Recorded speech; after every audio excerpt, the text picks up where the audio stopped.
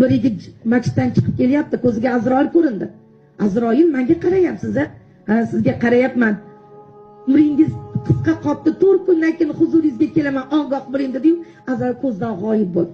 Haligi yigit uyga borib ibodatini kamimi qilaman, 4 kundan keyin dunyodan o'tar ekanman degan xavotir tushib, ibodat qilib turganda bittagina sinimni holi nima bo'ladi? Sinimdan xabar olmasdan ketaman deb ibodatini to'xtatib, sinisini ko'rgani ketdi. Juda uzoqda turar ekan.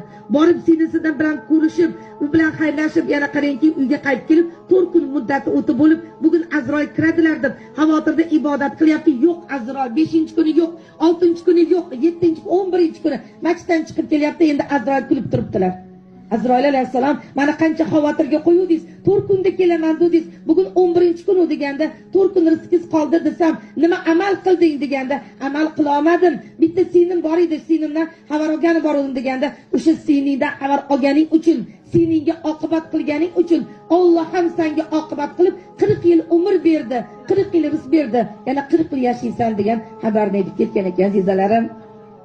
Og'ni kechib o'tsa bo'lar singil uchun. Og'ni kechib o'tsa bo'lar singil uchun. Jonni kechib o'tsa bo'lar singil uchun. Ota uyda ulg'ayish bor, qolish yo'qdir. Opalarni yo'qlab turing ko'ngil uchun. Singillarni yo'qlab turing ko'ngil uchun. Yumshoq ko'ngil ta'ni nima bilmaydigan.